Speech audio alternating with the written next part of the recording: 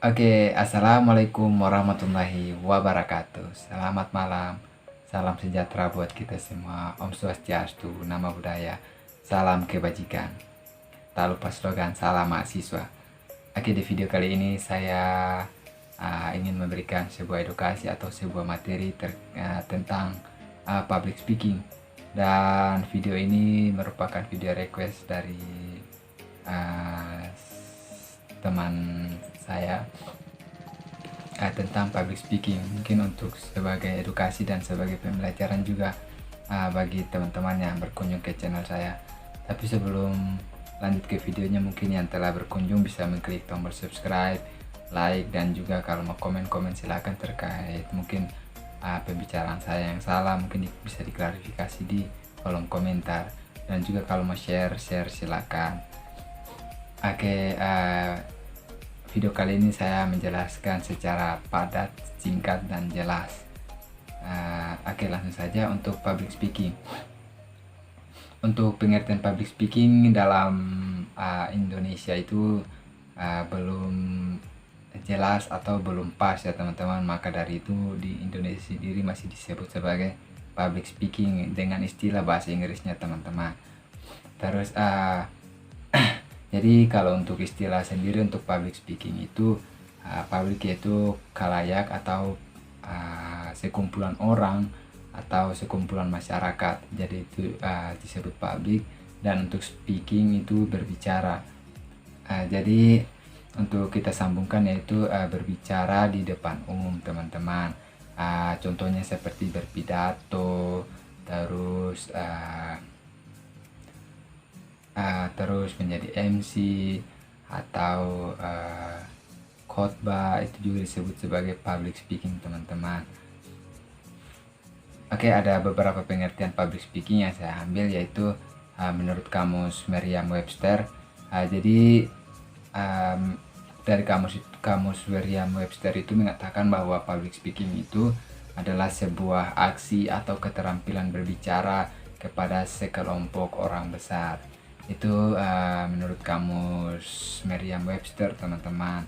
Terus untuk yang kedua yaitu menurut David Zarefsky.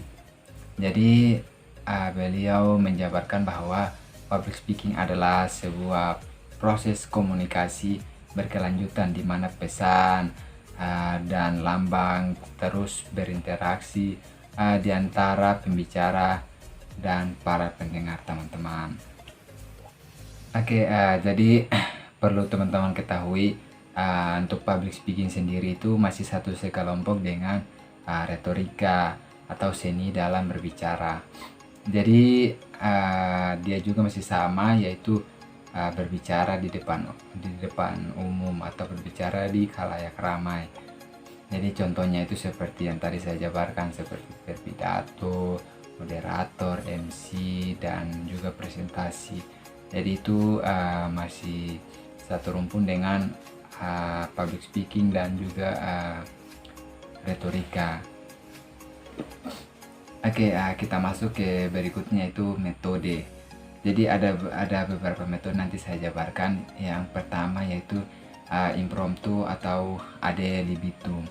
Jadi apa itu impromptu atau ad libitum? Jadi untuk metode public speaking ini disebut sebagai metode spontanitas. Jadi untuk metode spontanitas ini sendiri yaitu biasanya dilakukan secara mendadak teman-teman. Jadi tidak ada teks atau naskah atau tidak ada persiapan. Jadi dia macam seandainya di dalam suatu kegiatan dia langsung ditunjuk untuk memberikan pidato. Nah itu disebut metode public speaking impromptu atau ad libitum atau spontanitas teman-teman. Itu metode pertama.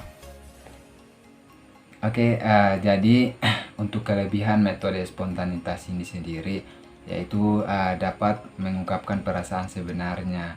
Terus yang kedua, pendapat dan gagasan datang secara spontan. Terus yang ketiga, memungkinkan pembicara terus berpikir. Jadi itu untuk kelebihan metode spontanitas yang tadi saya jabarkan. Terus untuk kelemahan dari metode spontanitas ini sendiri yaitu dapat menimbulkan kesimpulan yang mentah karena terbatasnya pengetahuan pembicara. Terus yang kedua, penyampaian tidak lancar, terutama bagi orang yang belum berpengalaman. Terus yang ketiga, gagasan disampaikan kurang sistematis teman-teman. Terus yang keempat, mudah terkena demam panggung atau biasa gugup atau biasa berkeringat di depan panggung teman-teman. Jadi itu kelemahannya metode spontanitas teman-teman. Oke, next ke metode berikutnya yaitu manuskrip atau reading complete text atau naskah. Jadi untuk metode ini sendiri yakni penyampaian pidato dengan cara membaca naskah. Contohnya seperti saya ini sejujurnya membaca naskah teman-teman. Dan untuk metode ini biasa dilakukan oleh pejabat-pejabat negara seperti presiden atau DPR yang bersifat formal karena ditakutkan adanya kesalahan atau adanya mungkin fakta-fakta atau opini, makanya harus dilakukan secara teks teman-teman, karena yang disampaikan itu menjadi figur oleh masyarakat luas dan diikuti oleh media massa teman-teman. Maka dari itu jadi untuk metode ini metode naskah teman-teman, jadi dengan cara membaca naskah di depan umum. Oke, jadi apa sih kelebihan dan kekurangan metode naskah ini teman-teman? Jadi untuk kelebihan metode naskah ini sendiri, kata-katanya dapat dilihat atau dipilih sebaik-baiknya. Terus pernyataan dapat dihemat, terus lebih fasih dalam berbicara, terus hal-hal yang menyimpang dapat dihindari. Lanjutnya naskah dapat diterbitkan atau diperbanyak. Itu kelebihan dari metode naskah teman-teman. Terus apa kelemahannya dari metode naskah ini? Interaksi dengan pendengar jadi kurang. Jadi interaksi antara yang berpidato dengan pendengar atau publik itu kurang. Terus pembicara terlihat kaku. Terus tanggapan pendengar tidak dapat mempengaruhi pesan. Terus persiapan lebih lama teman-teman. Jadi itulah kelemahan dari metode naskah ini teman-teman. Oke, next untuk metode public speaking berikutnya, yaitu tentang memoriter atau memorizing atau hafalan teman-teman. Jadi untuk metode ini kelebihan dan kekurangannya itu hampir sama dengan metode naskah yang telah tadi saya sampaikan teman-teman. Jadi artinya naskah ini sudah dibuat dan dihafal. Jadi naskah yang telah dibuat itu tidak dibawa di depan umum, jadi dihafal, sudah dihafal betul, dihafal betul dan dilatih sehingga tidak dibawa naskahnya. Jadi ini disebut sebagai metode hafalan teman-teman. Jadi ketika dia menyampaikan di depan umum, dia hanya mengingat apa yang telah dihafalnya itu teman-teman. Jadi metode hafalan ini sangat disarankan kepada orang-orang yang bisa mengingat dengan baik teman-teman. Tetapi kalau orang-orang yang tidak mengingat atau mungkin cepat lupa, itu sangat tidak disarankan teman-teman, karena bisa merusak naskahnya teman-teman. Jika dilakukan maka pidato tidak akan menarik lagi, karena pembicara hanya berkutat dengan kesalahan pembicara sendiri. Maka dari itu tidak disarankan kepada teman-teman yang memiliki ingatan yang lemah teman-teman. Jadi kalau mau buat teks silakan. Jadi tidak disarankan untuk yang mengingat rendah. Oke, berikutnya yaitu metode extempore atau using note. Jadi metode ini merupakan metode terbaik. Jadi metode ini merupakan metode sangat dianjurkan dalam berpidato, karena naskah pidatonya itu hanya berupa outline atau garis besar dan pokok penunjang. Jadi garis besar inilah yang akan menjadi pedoman untuk mengatur gagasan yang ada dalam pikiran. Jadi dia hanya naskahnya itu, atau dia hanya mengambil garis-garis besar, sehingga penyampaiannya itu terarah dan teratur, teman-teman.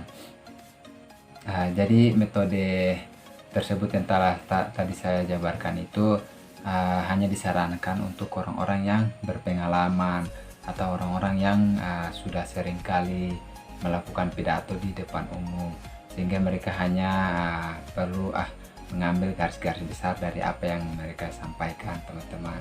Maka dari itu tidak dianjurkan untuk yang tidak berpengalaman. Untuk kelebihan dari metode extempore atau using note ini sendiri, yaitu ada 3. Komunikasi dengan pendengar lebih baik. Terus pesan atau materi dapat diubah sesuai kebutuhan, karena dia hanya mengambil garis-garis besarnya saja. Terus yang ketiga, penyajian lebih spontan.